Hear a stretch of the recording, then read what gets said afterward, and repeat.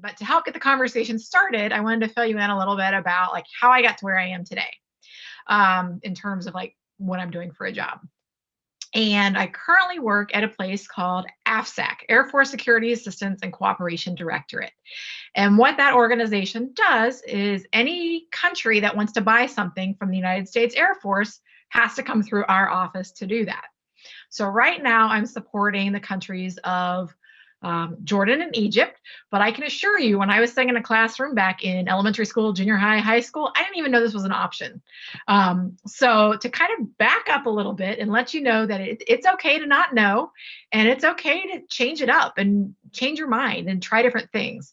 So when I was in junior high, anybody asked me what I wanted to do, I wanted to be a lawyer. Don't know why I wanted to be a lawyer, but that's what I wanted to be. By the time I got through high school, when I went off to college, my intent was to become a physical therapist. I'd been very active in sports. I heard it paid well, and it was just something that I had decided. So off to Ohio State I go to start my classes for being a physical therapist. Figured out that wasn't exactly for me. I had also enrolled at the time in some ROTC courses, so Reserve Officer Training, because I was going to go into the military through a college when I had left high school. And so kind of took a step back and went into early childhood education courses at Sinclair while I was working at a skydiving center. So had a lot of fun working in the early childhood courses and in the classroom, because they immediately got you into the classroom and working with kids so that you can really figure out if that's what you wanted to do. But what I found is that I love working with kids, but it did not support my love of travel, because I love traveling to different places and learning about new cultures.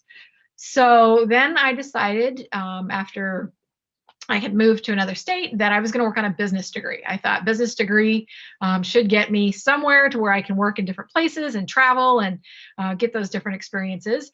And so I started at Ole Miss down in Mississippi on my business classes. So while I was there, I was actually a flight attendant, flying on a regional one at that. So I was flying into all these small towns throughout the US and Canada, getting to meet a lot of great people, interesting people, lots of different stories. But again, that wasn't the long-term goal. At this point, I was just kind of working through school. I ended up working at a mental health facility at one point, and during that time, I started out in the billing office. So I figured out what it was like to not only work with insurance companies to try to get bills paid, but meeting different patients that were coming in and hearing a little bit about them more. And I wasn't a therapist or anything like that, so it was strictly on the financial end. But I found that I really liked working with people. And then I got picked up to work as a representative payee. So what that meant is there were individuals that were determined to not be able to manage their money and keep a roof over their heads. So I managed money for a while and worked with those individuals to find out what their needs were financially for shelter and food and basic necessities. Pretty quickly after I started doing that, I got tapped to shift over into the housing arena for individuals with severe and persistent mental illness and that were chronically homeless. One of the things that I really liked about that kind of work is that I got that one-on-one connection and really that sense of feeling of making a difference. Because if I didn't come to work, it mattered. If I didn't follow through with what I said, it mattered, because these people and individuals were depending on me to help meet their needs and to take care of them, whether it was from a housing standpoint, whether it was getting them to a doctor appointment. And there was a lot of, warm fuzzies about that, and very humbling as well, because on any given day, I could be in that exact same situation and be needing help versus being the one to be able to provide some help in that way. So once I finished up my bachelor's degree in business, and I ended up going to get a master's as well, I ended up getting hired on at Wright Pat Air Force Base about 7 years ago as a civilian. So not everybody that works on the base wears a uniform. There is, at Wright Pat, about 30% of the people that work on base wear the uniform. About 70% are civilians in some capacity. At Wright Pat, there are also over 80 organizations that are supported out of one base. So there's lots of different things to try and do, and you kind of explore it as your interest level. And that's one of the things that really drew me to the base, is I like learning. So knowing that I could go to one place and not be in the same job until I decided to retire was enticing to me. So when I got hired on at the base, they brought me in as a trainee. And I was like, what do you mean a trainee? I've been working for years at this point, lots of different jobs, lots of different communication skills. But what I found out, what I was very appreciative of that opportunity to go through their training program, because I was in 3 different offices, one at a time for the next 3 years. So I learned a lot about myself at that point and a lot about what options I had out there, because I didn't really know what I was going to do with my business degree. And again, like I said, I didn't know that these jobs existed, where I could be working with a foreign partner to help meet their defense needs that support our U.S. national needs. So the first office I was in was working foreign military sales for the F-16 program that supported Egypt. Country of Egypt. So got introduced to our foreign partners over in Egypt over the phone and sometimes in person. One of the interesting things that happened when I was in that is I was in absorb mode, right? I had a big career shift because I'd been working in mental health and now I was working for the government.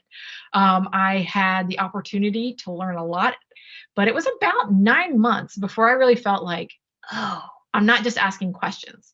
I'm actually able to contribute to what the conversation is and to pull information like, oh, in the meeting, we talked about this. Are we changing from that now or deviating? And to see that big picture of like how people are working together, even though they don't all have the same backgrounds, they don't all have the same degrees. There were program managers, acquisition program managers, like, hey, I want to buy something. How are you going to make it happen for me?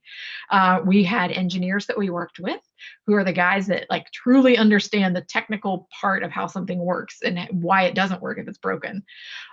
We had the logisticians helping us out who taught us and were there because they knew how to sustain something, right? If you buy a car, you got to do stuff to take care of it. And those logisticians knew like, oh, you need to do oil changes and you need to do, rotating tires. And oh, you may need to change a tire. Like those were the guys that knew the details of like how to sustain it long-term, versus more like the engineering is like designing it and building it. And then of course, somebody's got to watch the checkbook, right? So we had financial managers that not only were like, money in, money out, but like doing analysis to see how much things would cost and to see where the money needs to go, right? Because it's not just, oh, I'm going to write this vendor a check. It's more about preparing for, okay, here's how much we think this project will cost. So there was more to it than just addition and subtraction. So at about the 9-month mark, like I said, I was starting to really get a good feeling for what I knew was going on. Then I actually had my hands wrapped around it. To the 12-month hit, and then they moved me into a logistics position over in the aircraft training division that supported the United States Air Force, the Navy, and the Army. So from there, I got to be more focused on understanding workload from a logistician's perspective. I got to learn more about 3 service branches than I had ever thought about knowing about, because I always thought it was very like, they call it stovepipe, right? Everything's the Navy, everything's the Air Force. But in fact, there are organizations here at Wright Pat in Dayton, Ohio, that support multiple offices or multiple countries. And in this particular office that I had, it took me about 6 months before I felt like I was contributing again, right? Because when you shift to a new office, there's always a learning curve. And you just kind of have to embrace it and go, you know what? That's just part of the process. Every time you're doing something new, you need to learn about it. And it takes time. And, asking questions, even if it doesn't feel like you should be asking questions, it's good to ask them. So then after being in that office for 12 months, they moved me over into a new business office for foreign military sales. And in that particular office, I was able to work with a team from the United Kingdom. I worked with people in France and Spain and Italy, and the Netherlands, actually. And so it was really nice for me because I had a love of traveling. I wanted to learn about different cultures. And this job opportunity really allowed me to do that. And the intent was that when I hit my 12-year mark in this particular office, I was supposed to be placed on a country team so that I could really go from like this broad understanding to like narrowing it down and really understanding like how to do the work and making it happen. All this stuff that I've been learning about, I was going to be able to apply it.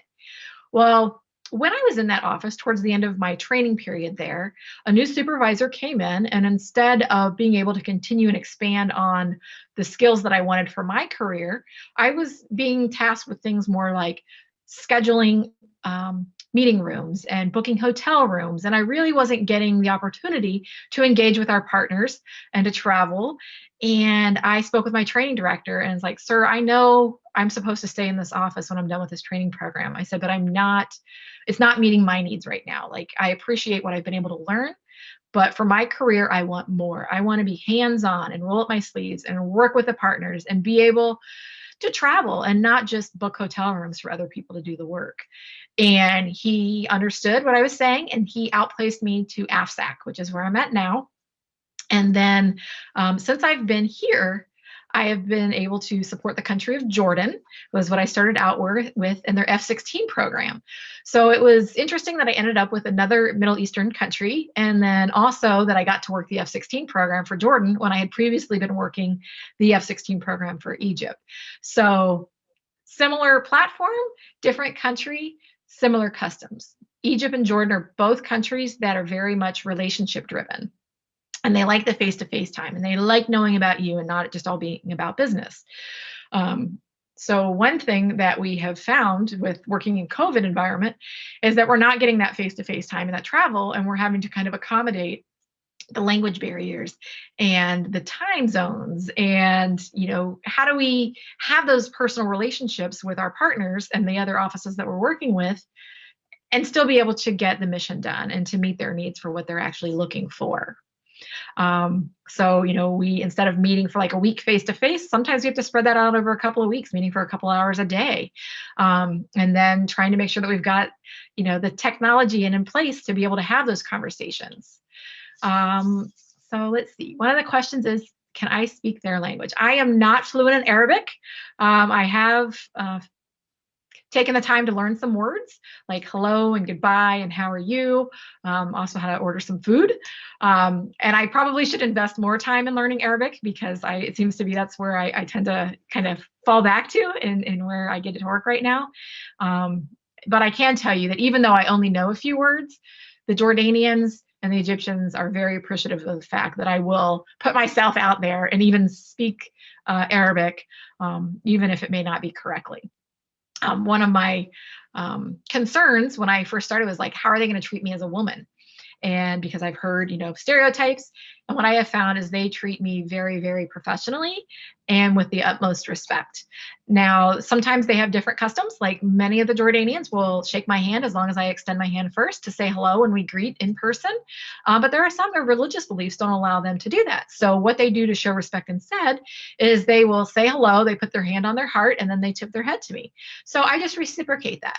I'm not offended by it. I know some people that have been, but it's like, I don't expect them to conform to everything that we do here in the US. And I want to be respectful of their religious beliefs as well. Josh says hi, Travis says hi. Many of the Egyptians and Jordanians that I work with are fluent in English. What I have found is the officers that we work with who have had the opportunities to take classes overseas, some of which here, some of which are in the UK, or have traveled with the military with their own families when they were children, their English tends to be a little better, a little easier to understand, and they're typically more confident in speaking English. The gentlemen, or I shouldn't say gentlemen, the individuals that tend to be less confident in their English speaking abilities are more like the maintainers that are working on the aircraft, because they don't have the same opportunities that some of the officers have had. So for example, when I would go to the base in Jordan, when I was meeting with officers to talk about money and cents and contract and when things are going to happen, very easily to have dialogue with them, and very few conversations where they're like, Miss Cindy, just one moment, we're going to have a side conversation. And they would have a conversation in Arabic and be like, okay, thank you. And then what I found was when I would go out on the flight line and I was talking to more of like the mechanics and the maintainers, there were more like breaks in conversation. I would have to speak a little slower, which I don't mind doing. I didn't need to speak louder, just slower. And then sometimes, using like more gesturing to get the point across in terms of like if we were talking about mechanical things. So do I like American food or Arabic? Oh, tough call. I can tell you when I've been in Jordan for about 3 weeks at a time, when I get home to the US, I am ready for a hamburger with bacon on it. But I can tell you that I really, really appreciate the Arabic food. It's very fresh. There's no preservatives. It is made with love. I mean, love, because they are all about presentation and they want you to be pleased with the food that's available to them, whether I've been in somebody's home that they've invited me to or whether I've been out in restaurants.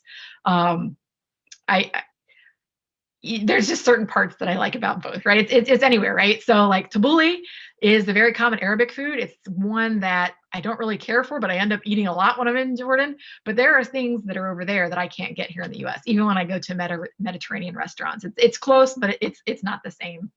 So do I ever need a translator? So when I've worked with Jordan and Egypt, I have not needed a translator, although we have had a lot of benefit from one of the gentlemen that we were, or several of the gentlemen at the embassy in Jordan that are at the US embassy, will frequently provide clarifying information to the Jordanians or the Egyptians in Arabic. And we find that that has been very helpful, and they really appreciate that there are Americans that do speak Arabic, and that because we just had a recent transition to a new person in our embassy over there, and it's kind of appropriate to disclose if you know Arabic, so they don't think they're having a private conversation in Arabic, only to find out that the American sitting next to them really knew what they were saying. Not that they're necessarily saying anything bad, but it's nice to disclose that. So then they're like, "Oh, you speak Arabic? That's wonderful!" And then like it really helps to build that relationship again because they're very much relationship driven.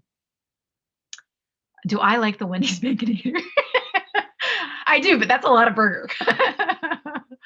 I have been at AFSAC for about 4.5 years now.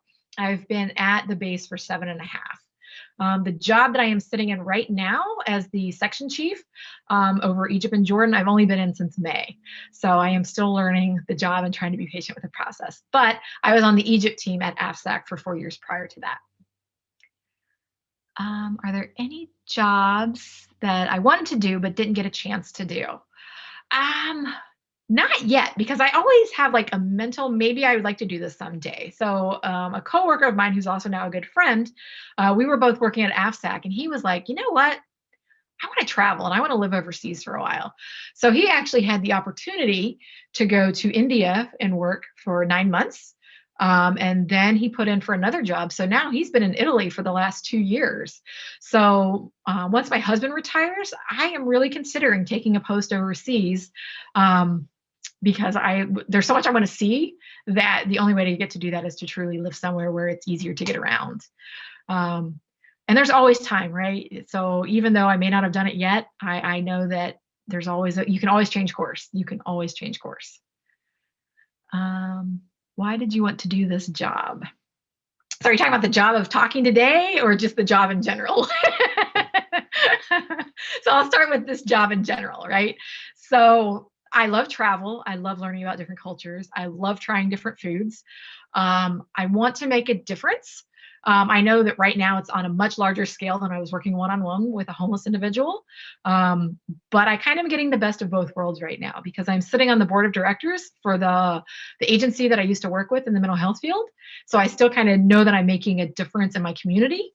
But I also get to travel the world, which is something my soul wants, right? My father was military and, would bring us back pictures and foods and things like that. So I really feel like I've got the best of both worlds right now. Why did I want to speak today? I want to speak to you guys today because I didn't know this stuff existed when I went to school. Like, I just didn't know. Like, there was, teachers, which are fantastic. I would love to have the patience to do that, but I know that I don't. I like people to know that, or especially and I don't know what city all you guys live in, but I know that some people just don't know that there's like a bigger world in the town that they're living in. And I want to bring that to people because it would have, like, while my father had the ability to bring that to us, not everybody gets that opportunity. So let's see, if I lost my job, where would I go?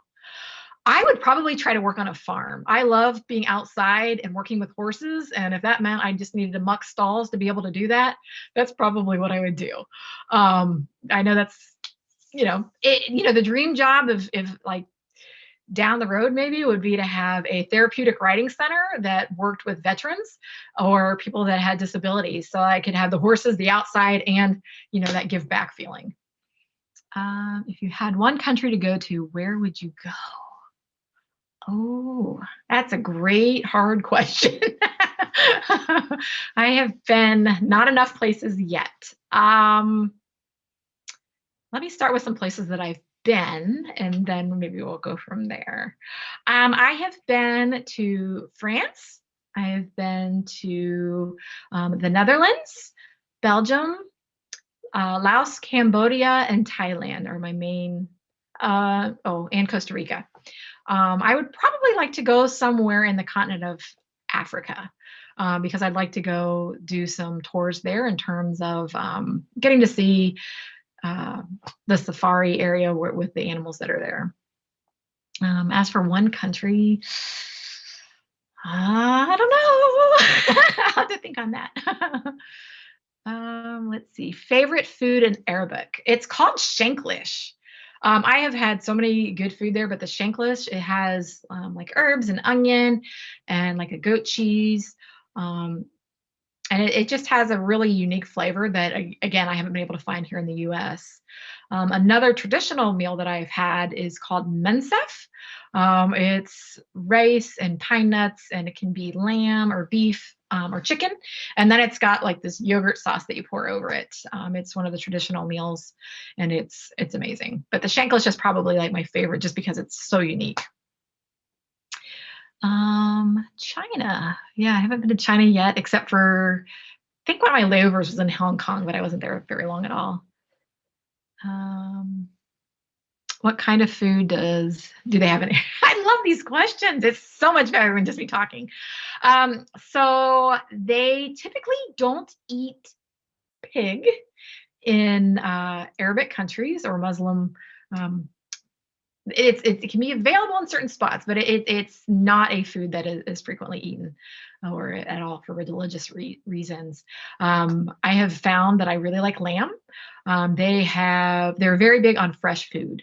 So a traditional meal when I would go to a restaurant with a group, you would arrive and they would seat you at a table and there would be so many vegetables. You would think you were at a vegetable market.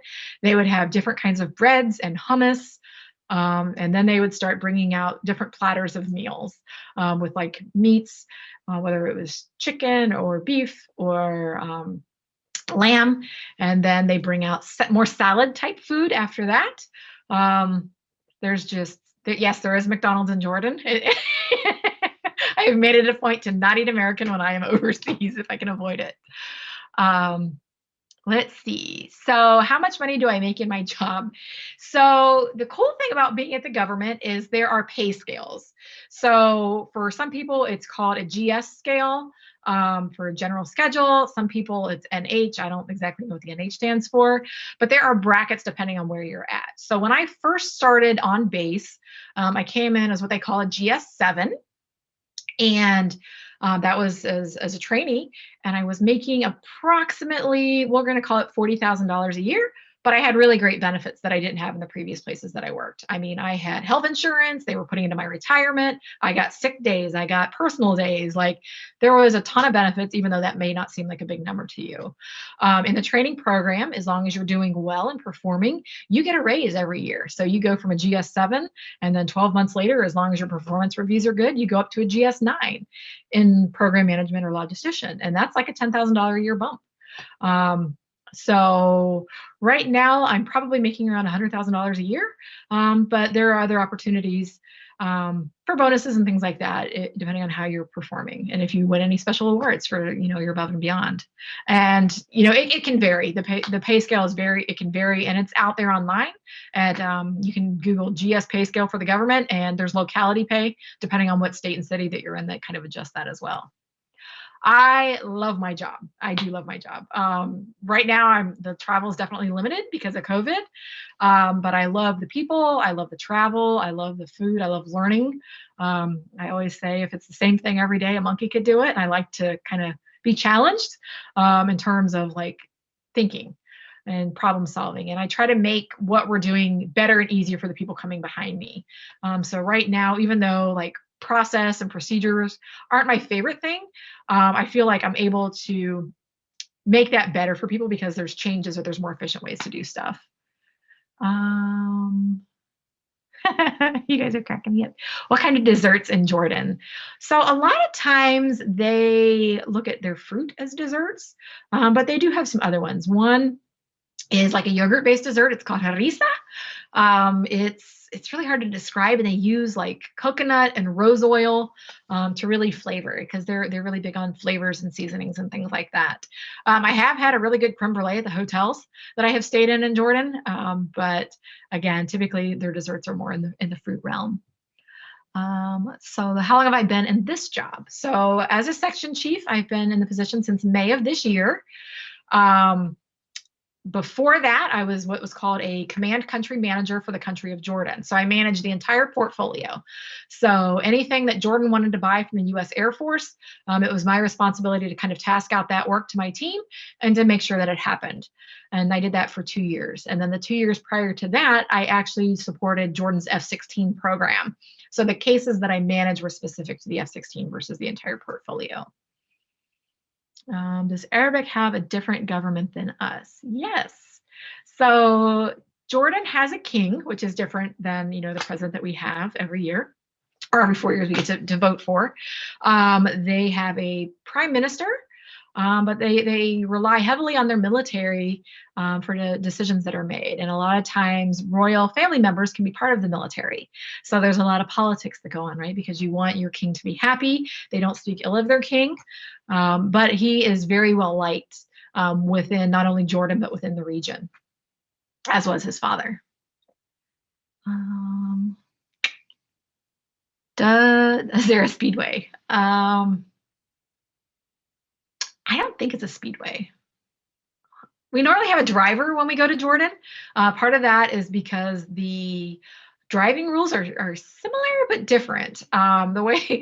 So in Amman, which is the main city in Jordan, there's a lot of people in Amman, millions and millions of people that live in Amman. So the lanes that are identified are more like a recommendation. Like nobody really drives within the lanes. In fact, a lot of times they have the nose goes rule, right? So if your car is first, you get to go first. If you are in the far left lane and your exit is on the right, guess what? You're going to start sticking your hand out and waving and go all the way across 5 lanes of traffic to get to the exit. And they are generous enough to let you in. But there's a lot of traffic in Amman. When my husband went over with me one time, we had a driver while we were in Amman. But then when we went outside of Amman, he actually drove. And I would have driven as well. But we just didn't that trip. So let's see. It has snowed when I've been in Jordan. It doesn't happen often, except for in the mountains. So like you may have heard of Petra. Where the treasury is. Some people have seen on Indiana Jones, the Temple of Doom, and sometimes there's those explorer guys that go there. I've been there when there's been snow actually in Amman, and then also when it's been in the mountains down in Petra. They drive on the right side of the road. The TV, I'll be honest, when I'm in Jordan, I don't turn the TV on much. Number one, most of the stations are in Arabic. So if I'm turning it on, it's really just to try to become more familiar with the sound and the rote of the language. They do have a couple of English speaking stations, but my goal when I'm in Jordan is to go see the cities, like work hard, play hard. I want to take care of business and do what I need to do, but I also want to go experience the culture as much as possible. They do have phones there. So I want to say one of the main brands there is Huawei, Huwi. And then another one, like instead of Verizon or T-Mobile, is Orange. So when I'm there, my work issues me a phone that I can take with me if I request it. Some people, because Verizon or T-Mobile is expanding, a lot of times they'll pay just a little extra money to be able to use their own personal phones when they're there. The thing that's different is your phone calls are probably being listened to by both the U.S. government and the Jordanian government while you're there. So there's that to be considerate of. Favorite thing about my job, the people. Absolutely the people. Again, I really enjoy learning about different things. Not only, the partners overseas, but like the people that work in my office and the people that work for me. Good days, bad days, we don't always agree, but finding that respect and dignity no matter what has been very important to me and served me well. Do they have a Chick-fil-A? I honestly have no idea. I know I've seen Burger King and Taco Bell and the Starbucks. I don't recall seeing a Chick-fil-A. Maybe not, because I know Chick-fil-A is based on a very religious family, and that may not fit their portfolio. So I'll have to email some of my buddies at the embassy and ask. Do I like flying? I do like flying. I grew up around aviation. My dad was military. He had a plane that he went in with a bunch of guys. Basically, he did the maintenance work, and they were pilots, so they taught him how to fly. And then I was a flight attendant for a while. I worked at the skydiving center for a while. So aviation's kind of been in my blood, right, wrong, or indifferent, in some capacity. It's definitely been a part of who I am. Let's see, there was something else. Do you have any friends there? Yes, I have made good friends in terms of I have to maintain a professional relationship, but several of the Jordanians that I've worked with over the last 4+ years have actually had me into their home to meet their families and to have a meal with me. And that's again just that relationship building and them really wanting to know who we are. And my husband, when he was over there, it was funny because we went into one of the officers' homes for dinner, but then another officer was like, "You did not tell me your husband was here, Miss Cindy." It's like, "Well, sir, he's already gone." He's like, "Well, you should have told me. We would have done something." I was like, "Oh, sir, we had plans." So they're so hospitable. It's almost like you have to fight them to not let them take care of you because they are so kind. Is it a rainforest or a desert? So there are areas that are in the north that are beautiful from an agricultural standpoint. Very green. They grow things there. There's a lot of desert. There is a lot of desert and mountains. So it's very mountainous around Petra. Have you ever gone by boat to a different country? No. I mean, no, I've never gone by boat, like a cruise or anything like that, to get somewhere. What do they do for fun? There's a lot of shopping that goes on in Jordan. They enjoy shopping at the markets, at the actual malls, and just hanging out with one another and their friends in the stores. What sports do they have? So they have what we call soccer. They call football. There are two teams that they're very passionate about. They, I'm sure, have other sports, but those are really just the ones. Football is the main one that I've actually seen when I've been in Jordan. I do enjoy the people that I work with. Again, everybody's different. Everybody has different experiences. Everybody has good days, bad days. So we just try to be understanding and work through those because not everybody always gets along. But as long as you treat people with dignity and respect, you can get past a lot of that. How old do you have to be to work for your job? I think we're running out of time, but We are. I see people coming in that are right out of college in the program management world. And then I also see some students come in that are working on their bachelor's degree coming in. Yeah, I would say it's kind of similar to California. Do they play video games or phone calls? I'm sure they do. I'm sure they do. And then have I ever went fishing? Yes, I am a terrible fisherwoman. My brother and sister and all my nieces, fantastic at it. I went fishing for like a week with my dad and my brother and my sister and two of my nieces. And the only time I caught a fish was when everybody was out of the canoe and it took me out into the middle of the lake. And I'm like, now what? Because, I never catch fish. So, okay. One last question. It says, what degree or degrees do you have to have for your job? Okay, so people on base have lots of different degrees, and it really just depends on what your interest is. I know there's business degrees, and I know there's people with law degrees, and history majors are on the payroll. So engineers, right? If you're more interested in engineering and designing and coming up with new technology, that's the realm. My degrees that made me eligible to be a candidate, unfortunately, was not the teaching degree that I have, but the business degrees. So. All right. We are at our 1:35, which is our mass break for this class before they head home on their buses. So thank you very much, Cindy. It seems like this class was more interested in Jordan and all the things that happen in Jordan. We have they do study Egypt in 6th grade, so they had a little bit of knowledge of that. So thank you so much for spending time with us today and telling us about your job and the travels that you do. And we do appreciate all of your time. Thank you so much. And thanks for asking questions. I am much more comfortable doing that than just talking the whole time. So thank you. And you guys have a happy Thanksgiving.